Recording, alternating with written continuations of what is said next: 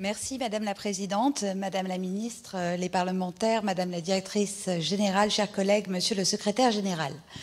L'idée d'une imposition basée sur la nationalité a ressurgi quelques jours après la dernière campagne législative, suscitant de vives inquiétudes parmi les Français établis à l'étranger. Cette fausse bonne idée, si elle venait à se concrétiser, menacerait gravement la sécurité fiscale de nos compatriotes vivant hors de France, impactant leur quotidien. Je crois qu'il est important de rappeler quelques faits. Les Français de l'étranger, nous ne sommes pas des exilés fiscaux. Nous payons des impôts dans nos pays de résidence, ainsi qu'en France sur nos revenus d'origine française.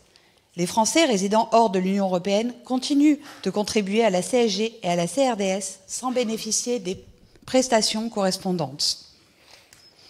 Une imposition sur la nationalité impliquerait de revoir, voire de dénoncer toutes les conventions fiscales bilatérales de non-double imposition, plaçant ainsi en danger l'activité de nombreux compatriotes pendant des années. Ces conventions, qui visent à protéger nos concitoyens, sont déjà difficilement applicables dans certains cas, même lorsqu'elles existent. Un exemple frappant est celui de Grèce, qui a exigé des arriérés d'impôts à hauteur de plusieurs dizaines de milliers d'euros à nos enseignants, les plaçant dans des situations financières critiques. Malheureusement, ce n'est pas un cas isolé. Dans un contexte budgétaire que nous savons tendu, nous partageons l'inquiétude croissante des Français de l'étranger face à cette idée de l'imposition sur la nationalité. Nous vous demandons donc d'être extrêmement vigilantes afin d'éviter que cette mesure aux conséquences potentiellement désastreuses ne soit mise en œuvre. Je vous remercie.